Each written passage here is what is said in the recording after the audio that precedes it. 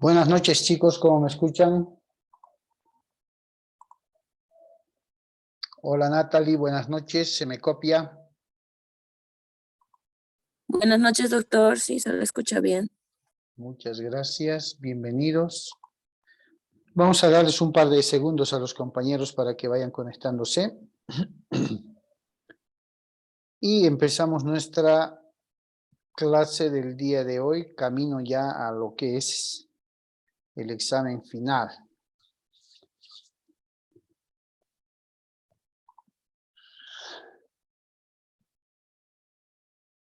Les han pasado la información de que las 2 últimas semanas van a ser presenciales, ¿cierto?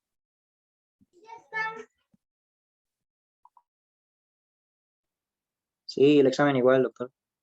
El examen final definitivamente va a ser presencial.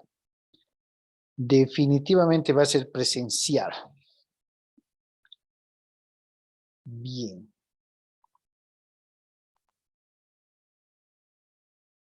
Bien, el día de hoy vamos a abordar ya prácticamente los últimos temas. Hemos terminado con lo que es obligaciones como tal, desde el punto de vista del derecho de obligaciones, lógicamente, y empezamos a abordar unos pincelazos, pero ni tan pincelazos de la materia de Derecho Civil 4. Hemos visto ese vínculo, ese nexo jurídico que se genera entre un deudor y un acreedor, y siempre recuerden, no solo desde el punto de vista de una deuda de dinero, de una obligación pecuniaria, tenemos que aprender técnicamente a reconocer que en materia de obligaciones existen dos sujetos esencialmente identificados que son el deudor y el acreedor, pero que no solamente tiene que ver con deudas de dinero, sino que debemos tomar en cuenta que en obligaciones existen 3 tipos de obligaciones: las de dar, las de hacer y las de no hacer. En esos 3 tipos de obligaciones, ¿sí?, es que se debe identificar a los sujetos como sujeto deudor, sujeto acreedor, también llamados sujetos activos y sujetos pasivos, ¿cierto? Cuando hablamos de una, por ejemplo, una obligación de hacer, dijimos, que tiene como sinónimo realizar, ¿cierto? Realizar. Estamos hablando básicamente de, hay un sujeto deudor y hay un sujeto acreedor, ¿cierto? Si nos vamos al mismo tipo de hacer, realizar, yo he encargado en una cerrajería la fabricación de 200 sillas, ¿cierto? Yo he encargado. ¿Quién es el sujeto activo en esta obligación y quién es el sujeto pasivo? ¿Quién es el acreedor en esta obligación de hacer y quién es el deudor en esta obligación de hacer? El deudor definitivamente va a ser la persona que tiene que fabricar las sillas. Se le ha encargado realizar esas sillas. Y el acreedor va a ser la persona a quien se debe entregar esas sillas. Desde ese enfoque de la obligación, del tipo de obligación, tenemos que entender el tema. ¿Por qué reitero de esta manera esto? Porque muchos, y no está mal, lleva a una cierta lógica, pero que no es lo correcto, ¿sí? Tiene que ver con que identifique al sujeto acreedor y al sujeto deudor. Pero como siempre hemos estado pensando de que cuando hablamos de obligación, necesariamente hablamos de una deuda de dinero, ¿cierto? Estamos pensando en que la persona que tiene que pagar por las sillas, es quien ha encargado las sillas, es la deudora. Y la persona que tiene que cobrar por hacer las sillas es la parte acreedora. Y no es así. Tenemos que circunscribirnos en el tema de el tipo de obligación. Es una obligación de hacer, sinónimo de realizar. Perfecto. ¿Quién va a realizar, quién va a hacer las sillas? el cerrajero. Perfecto. Tiene la obligación de hacer las sillas. Y si estamos frente a una obligación de hacer, lógicamente es el sujeto pasivo. ¿Quién es el que va a cancelar y va a recoger las sillas? La persona que ha encargado, la persona que está esperando que le entreguen las sillas. Entonces, desde el punto de vista de la obligación de hacer, el que ha encargado es el sujeto activo, por tanto es el acreedor. ¿Sí? Desde esa perspectiva. Entonces, hemos aprendido los distintos institutos jurídicos que contiene el derecho de obligaciones y hemos establecido que las obligaciones, por la creación, por la conformación de ese nexo o vínculo jurídico que existe entre un sujeto denominado acreedor con un sujeto denominado deudor, ¿cierto? Por el que uno tiene el derecho de exigir el cumplimiento de la obligación y el otro tiene el deber de satisfacer esa obligación, es que las obligaciones son fuente de los contratos.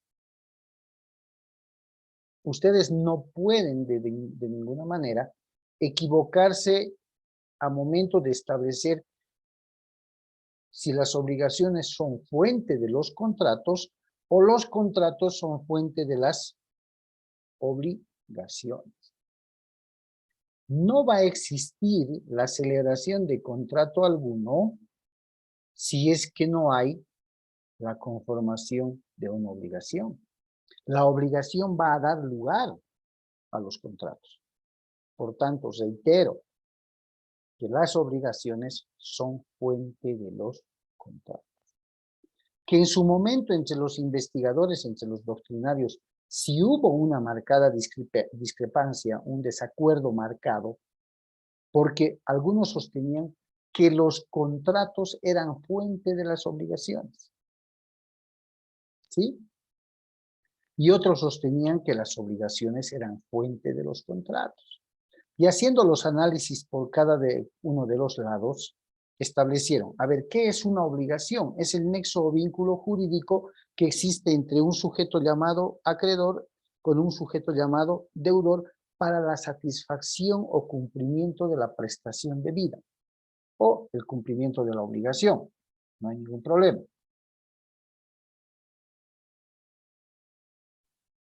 Y los otros, del otro lado, decían, ¿pero qué es el contrato? El contrato es un acuerdo voluntario de partes, decía.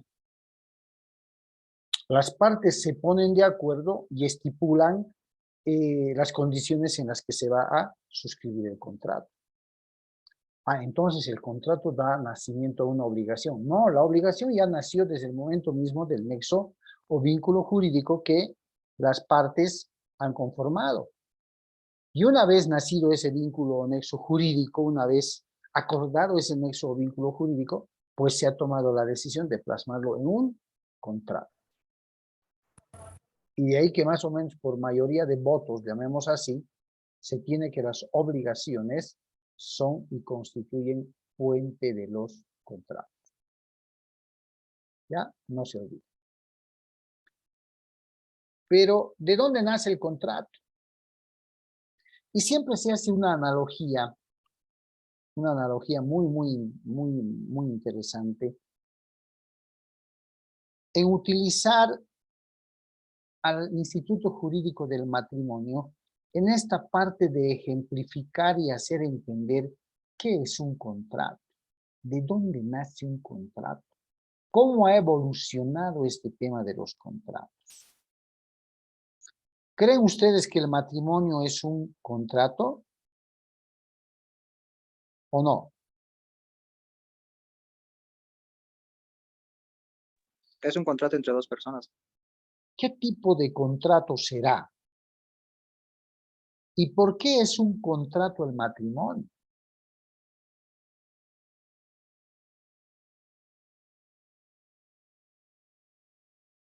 Analicemos antes de entrar en materia.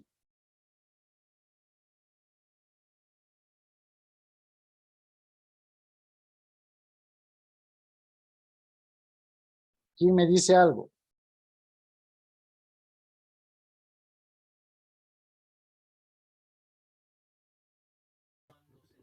¿Cuál era la pregunta, doctor? ¿Por qué consideramos que el matrimonio es un contrato? Ejemplificando la introducción al tema que hoy vamos a ver. Liz, ¿será porque es el acuerdo de dos personas?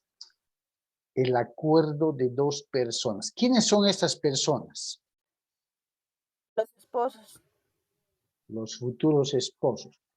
¿Cómo es que nace ese acuerdo? ¿Qué características, qué factores intervienen? Ambas voluntades. ¿Ya? Voluntad de ambas. ¿Qué factores intervienen?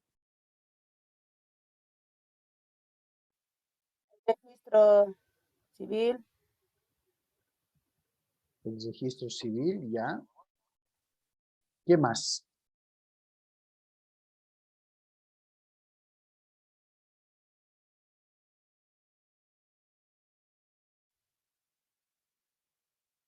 ¿Qué más interviene? ¿Qué intervienen? Pues, ¿qué factores intervienen para que una pareja asuma y acuerde la decisión de casarse?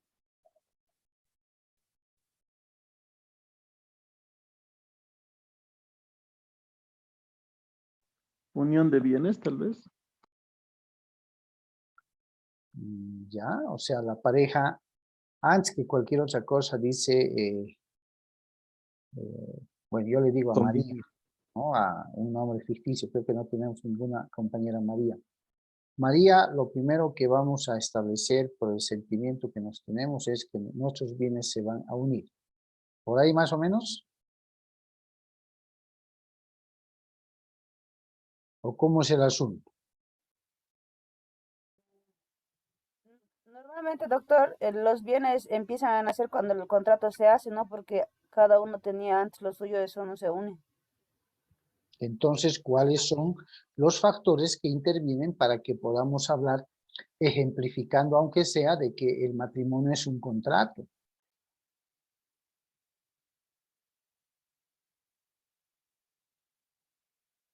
Dice, ¿Se sería puede decir porque un cuando se van a trastorno? casar ya los bienes van a ser entre los dos. ¿Ya? Ese es un accesorio que se va a generar a momento del matrimonio. A ver, pónganse en el lugar de los novios, de los futuros esposos. ¿Qué factores intervienen? ¿Por qué una pareja decide contraer matrimonio?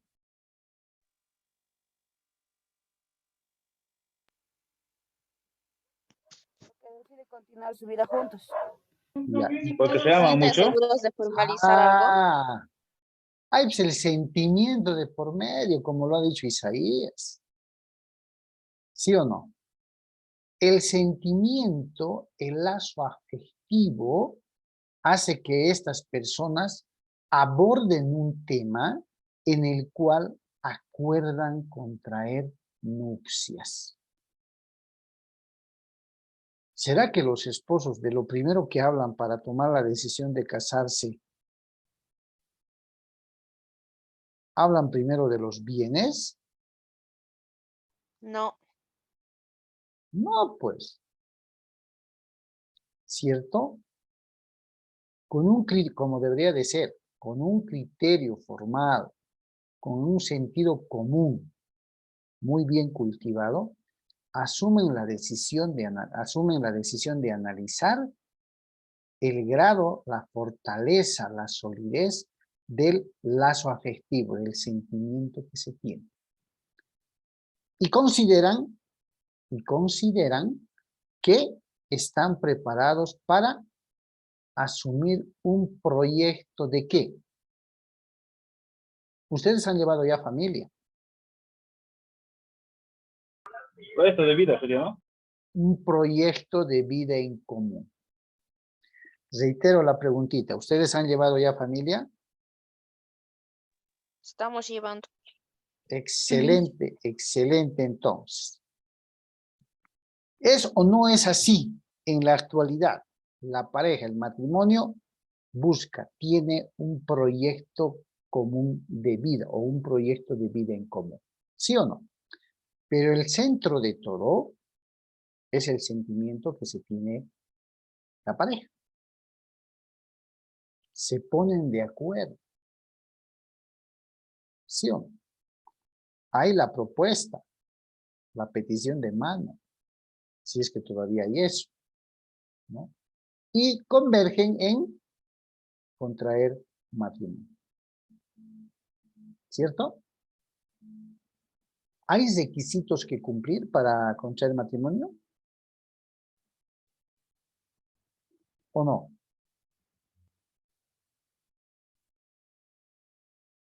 Sí, doctor. ¿Qué requisitos? A ver, ¿qué han aprendido en familia? Ser voluntarios, o sea, de una unión libre. Tiene que ser una decisión voluntaria. Perfecto. ¿Tienen que ser mayores de edad o hay excepciones para menores de edad? Hay excepciones, Sí, doctor. mayores de edad, porque, o sea, si van a ser menores de edad, tienen que tener el permiso de sus padres, algo así. Perfecto. ¿Qué otros requisitos deben cumplir? Deben estar con un estado civil soltero y Muy presentar bien. el certificado de soltería. ¿Ya? ¿Y dónde presentan eso? Un registro civil. Ah, en el registro civil.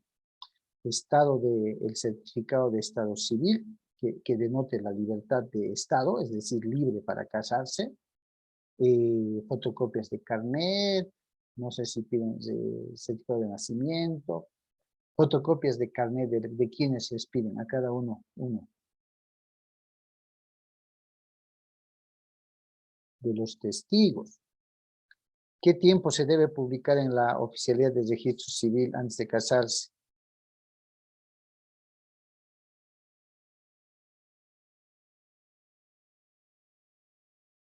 Cinco días. El oficial fija la fecha y se celebra el matrimonio. ¿Qué documento les entrega el oficial a los nuevos esposos al momento de casarse?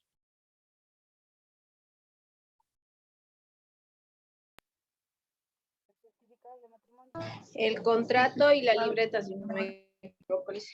A el contrato y la libreta de familia. ¿Cierto? Ahora, ¿ustedes creen, siempre desde el punto de vista académico, utilizando el ejemplo del matrimonio, ¿ustedes creen que en ese acuerdo al que ha llegado la pareja,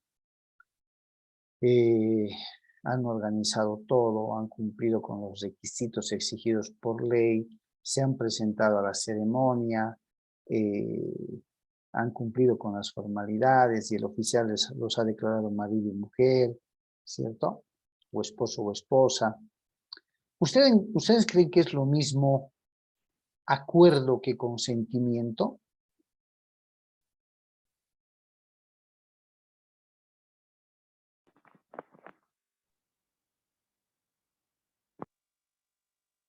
Lice no va relacionado porque, a ver, en el tema de matrimonio, consentimiento, uno está dando consentimiento a casarse, pero están Ya. quedando un acuerdo también al firmar el contrato. ¿O estoy mal?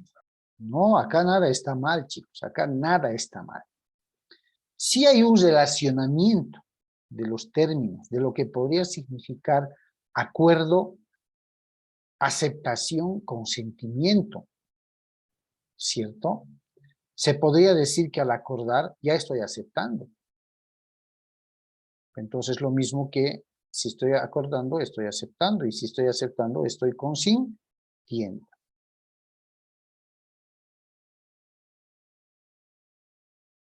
¿Cierto? ¿O no? La pareja se pone de acuerdo, conversa sobre el tema, se cumplen las formalidades sociales, tradicionales, formales al presentar la documentación, están de acuerdo en casarse. Es más, en la petición de mano, ¿sí? En la petición de mano, los padres conversan y dicen, bueno, nuestros hijos, tengo entendido que han tomado la decisión de casarse, quieren formar una familia, quieren tener su proyecto de vida, y no sé qué dicen ustedes como papás de la novia, Pero nosotros, en el marco del respeto, como padres del novio, les pedimos muy formalmente la mano de su hija en matrimonio, ¿vale? No sé si seguirá cumpliéndose con esa formalidad, pero bueno. Entonces, los padres, ¿qué establecen? ¿Aceptan por los hijos o están supeditados a la decisión de los hijos?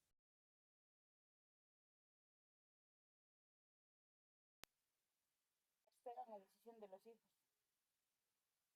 A ver, más fuertecito, no les he copiado. Normalmente esperan la decisión de los hijos. Ya. Claro, porque son los hijos que se van a casar, ¿no ve? Pero a veces los papás obligan a no casarse. Ah, caramba. ¿Obligan a casarse o a no casarse? A No veces casarse. obligan a no casarse. A no casarse. Ya, eso ya es Sí. eso ya es violentar la voluntad. Pero vayamos por el lado sano, es académico. Pero a veces los papás quieren lo bien.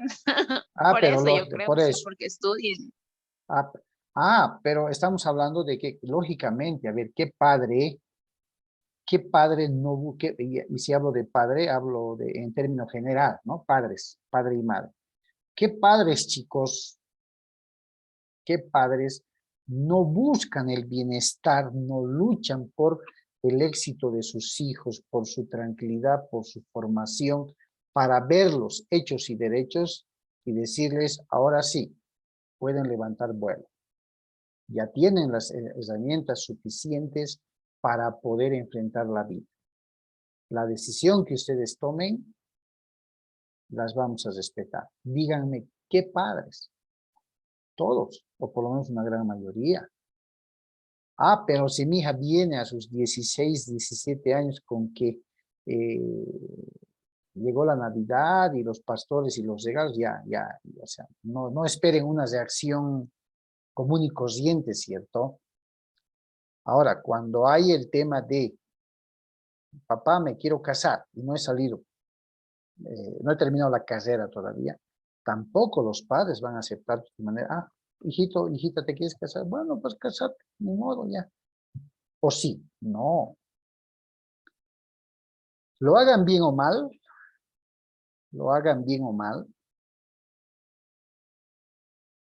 jamás van a buscar perjudicarnos. Debemos reconocer también que hay coyunturas en la vida que, y he visto muchos casos en el ejercicio de la profesión, y seguramente ustedes lo van a ver también, que en determinado momento los padres se han opuesto y resulta que el tiempo nos demuestra que esa persona, sea hombre o mujer, era la media naranja perfecta. ¿Cierto? Era la media naranja perfecta. En algún caso han accedido, bueno, es nuestra hija, nuestro hijo, Dios quiera que le vaya bien, y la decisión fue equivocada. Entonces, ¿qué hacer? Buscar un término medio.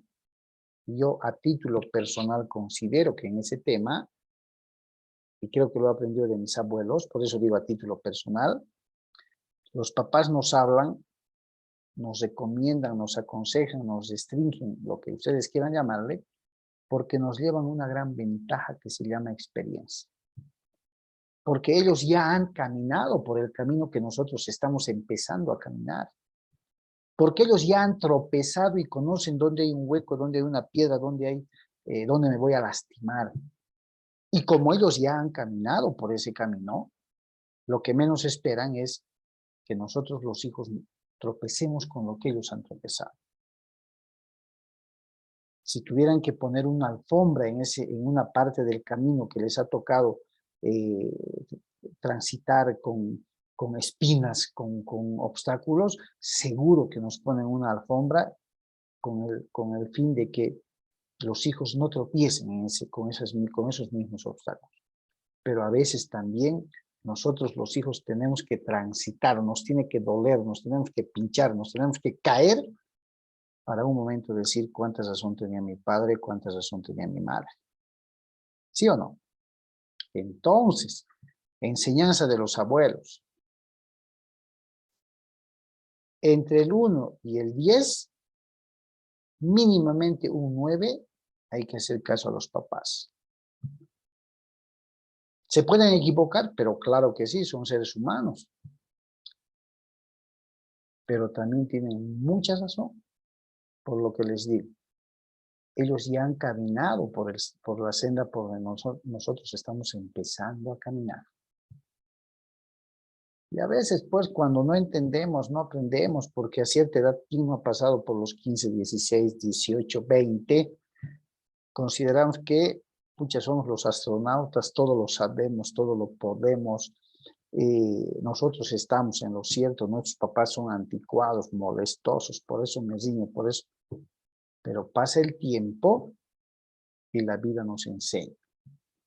Y volvemos a decir, ¿cuánta razón tenía mi papá? ¿Cuánta razón tenía mi mamá? Entonces, entre esa duda razonable, mejor hacerles caso a los papás. Pero bueno, ese es tema de otro cantar. Estamos en el aspecto académico.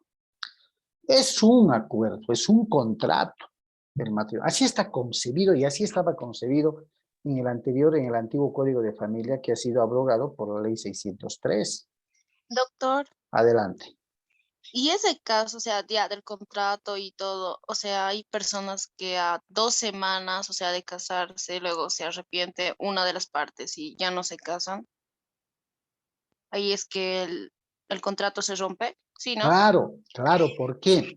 Porque ese acuerdo que nació de manera voluntaria, antes de la ratificación, y gracias por la pregunta, antes de la ratificación de la aceptación, que en contratos lo vamos a conocer como consentimiento, resulta que se desaniman, algo pasa, y desisten, rompen la decisión del proyecto de vida en común. No hay contrato, ¿cierto? Y precisamente ahí iba. Ahí iba cuando les preguntaba si es lo mismo acuerdo, aceptación y consentimiento. O acuerdo y consentimiento. Tiene mucha relación, como decía una de las compañeras, pero claro. Pero en tema de contratos, chicos, el consentimiento es la ratificación del acuerdo, la ratificación de la aceptación. Yo me pongo de acuerdo con mi novia para casarme. ¿Sí? Yo creo que es tiempo, como decía Isaías, creo, nos amamos y a mí me gustaría empezar un proyecto de vida en común contigo. No sé qué dices, te estoy proponiendo matrimonio. Sí, yo también. Hay un acuerdo.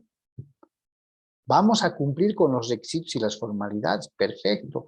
Le hablaré a un amigo, quiero que seas mi testigo. Ella hablará con otra amiga o amigo, quiero que seas mi testigo. Presentemos los requisitos formales. Tenemos la libertad de Estado, como decía el compañero, certificado de Estado civil, y señalan la fecha de celebración del matrimonio. ¿Qué hacemos en la fecha de celebración del matrimonio? Hay una ceremonia, un preámbulo que el oficial de registro exhorta a las partes, recomienda, dice ahora no deben pensar en dos, deben pensar en uno, están contrayendo matrimonio, los dos van a ser uno solo y todo lo demás. ¿Cuál es el centro de esa ceremonia?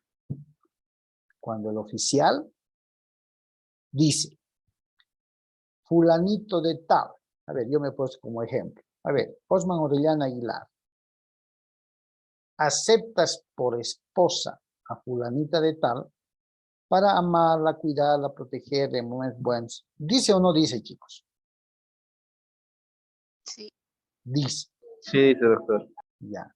Fíjense, acepta usted por esposa tal.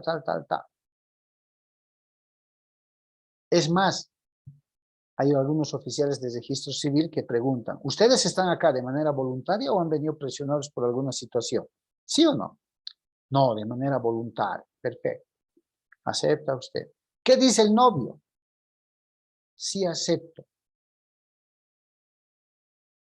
Fulanita de tal, acepta usted por esposo a Osman Orellana para protegerlo, cuidarlo en la enfermedad, en la salud, en la alegría, tristeza. ¿Qué dice la novia? No puede decir que no, ¿no? Sí acepto. ¿Y con qué termina las palabras del oficial de registro civil una vez que los dos dicen acepto? ¿Qué dice? No creo que no hayan escuchado o hayan ido a un matrimonio civil, ¿sí o no? Los declaro marido y esposa, algo así. ¿no? Ah, los declaro, después de las exhortaciones, dice, los declaro esposo, esposa o los declaro marido y mujer. ¿Sí o no? Firmen, por favor, el libro de las partidas de matrimonio. Si ya nos hemos puesto de acuerdo como pareja y hemos accedido a casarnos, ¿qué está haciendo el oficial de registro civil? Está ratificando la aceptación, el consentimiento de las partes. Está verificando que ese consentimiento, ese acepto, sea voluntario, independientemente de otras circunstancias, independientemente. ¿Ya? De cualquier otra circunstancia, que se está casando obligado, que no vamos a hablar de ese tema. Está ratificando, está verificando con ese acepto el consentimiento de cada una de las partes. ¿Por qué? Porque como decía la compañera, la pareja se ha puesto de acuerdo para casarse y todo lo demás, y después desisten, por alguna razón, no es novedoso, pasa. Pasa que el local ya está alquilado, los iracundos de Chile han llegado, los mariachis contratados, pasa, y no hay. No es la primera vez. Desiste del acuerdo, deshacen ese acuerdo. Es más, no ha llegado a la etapa de verificación del consentimiento porque no han llegado al altar. En las bodas religiosas es más o menos igual, ¿sí o no? El padre hace lo mismo. ¿O no hace lo mismo? Busca ratificar el consentimiento. Acepta usted por esposo. Por eso tomamos al matrimonio como un ejemplo en contratos. Hay acuerdo de partes, hay la necesidad de cumplir con los requisitos, hay la constatación, verificación o ratificación del consentimiento, por tanto, ese contrato es eficaz. Hay un proyecto de vida en común dentro del matrimonio. Todos esos argumentos los trasladamos a la materia de Derecho Civil 4 que ustedes van a cursar dentro de estos primeros pincelazos y estamos hablando de acuerdo de partes. ¿Se dan cuenta? Acuerdo de partes. ¿Cómo debe ser ese acuerdo? Voluntario, libre de cualquier vicio, libre de cualquier medio de presión física, psicológica, dolo o error. Ese es el contrato. Cuando alguna vez duden para contestar temas de contrato, hagan el ejercicio de acordarse del ejemplo del matrimonio que hemos manejado, pero por etapas. Cuando se ponen de acuerdo la pareja, ¿cuál es el fondo? El lazo afectivo. Se quieren, se aman, perfecto. Deben cumplir con los requisitos. Entonces para casarse debe haber requisitos los cuales hay que cumplir. Y cuando llegue el momento de la finalización de la ceremonia, ¿qué hace el oficial y el padre si es religioso? Ratifica esa aceptación con el consentimiento. ¿Se dan cuenta? Bien, entonces vamos a empezar con este documental de 4 minutos para saber cuál ha sido la evolución histórica de los contratos. Voy a compartir sonido y voy a silenciar mi micrófono para dar lugar al audio. Atentos, por favor, chicos. Bienvenidos a la Universidad Continental. Soy el docente Jaley López Saldívar de la asignatura de contratos. En esta oportunidad daremos referencia a la evolución histórica de los contratos. El conocimiento de la historia del derecho contractual es importante, pues es determinante para entender la naturaleza jurídica de cada tipo contractual, sea que se encuentre regulado o no en nuestro ordenamiento jurídico. El decurso histórico del derecho de los contratos inicia con un derecho primitivo en el cual se establecen solamente aquellos vínculos de alianza mística. Seguidamente, en el derecho romano, ya el carácter patrimonial y algunas características del contrato actual son impresas. Finalmente, en el derecho medieval se le da una nueva vida al consensualismo. En el derecho primitivo, el contrato carece de connotación económica, toda vez de que a través de este tipo de acuerdos se forjan vínculos de alianza y mística. Por su parte, en el derecho romano se imprimen características como la capacidad para dictar consentimiento, que es una característica que actualmente se puede identificar. No debe haber error en la declaración de voluntad, caso contrario podría sancionarse con la ineficacia del contrato. La incapacidad de las partes debe estar dictada por la ley y los supuestos en los cuales un contrato puede ser dictado con consentimiento válido. Finalmente, el objeto del contrato debe ser posible lícitamente y también jurídicamente, además de procurar una ventaja económica para las partes acordantes. En el derecho romano clásico, particularmente con Gallo, se reconocen 4 fuentes de las obligaciones: el contrato, cuasicontrato, el delito y el cuasidelito. Solamente se reconoció, al menos por regla general, la existencia del contrato formal, es decir, donde el consensualismo no era suficiente para dictar manifestación de voluntad válida. Se reconoció la existencia de convenciones y pactos, y también tenemos a la formalidad de los contratos verbis, aquellos que se perfeccionaban con palabra solemne, los contratos re, que son aquellos que se perfeccionaban con la entrega de un determinado bien, los contratos literis, que se perfeccionaban con la inscripción en el códex, y finalmente los consensuales, para aquellos contratos donde no se tenga una gran importancia económica, que se perfeccionaban solamente con el consenso.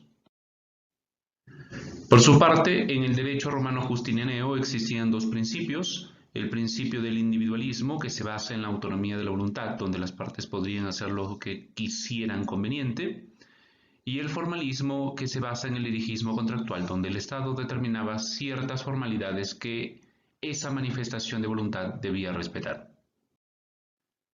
Al final, en el derecho medieval, una de las normas más importantes sobre el derecho a los contratos fue el Código de Eurico, era un código visigodo.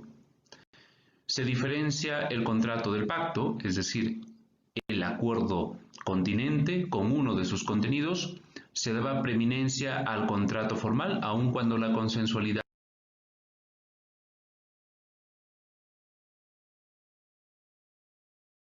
sí tuvo un mayor reconocimiento que en el derecho romano, y el consentimiento es insuficiente para originar una obligación, sobre todo de naturaleza económica importante. ¿Cuáles fueron los principales hitos históricos en el derecho contractual conforme a lo que hemos estado conversando? ¿Y cuáles fueron las características particulares de cada uno de esos hitos históricos? Se tiene entonces que el decurso del derecho contractual ha pasado por 3 fases importantes.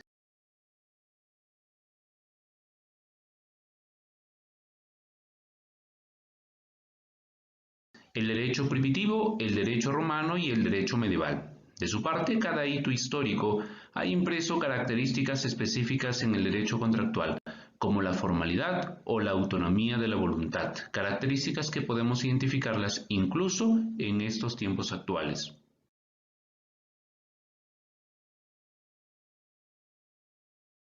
Bien.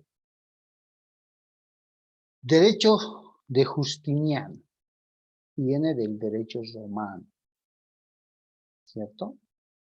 Y ahí se van plasmando las teorías, las corrientes teóricas, las líneas de pensamiento. ¿Qué es un contrato? ¿Qué es un cuasicontrato? ¿Qué es un delito? ¿Qué es un cuasidelito? Y van haciendo los doctrinarios con relación a los requisitos que los contratos tienen que cumplir. Bien, vamos a terminar la primera sesión. Si se corta no hay problema, les paso enseguida de nuevo el link para la segunda sesión, chicos. Entonces voy a cortar acá, denme 2 segundos y les paso el link, ¿ok?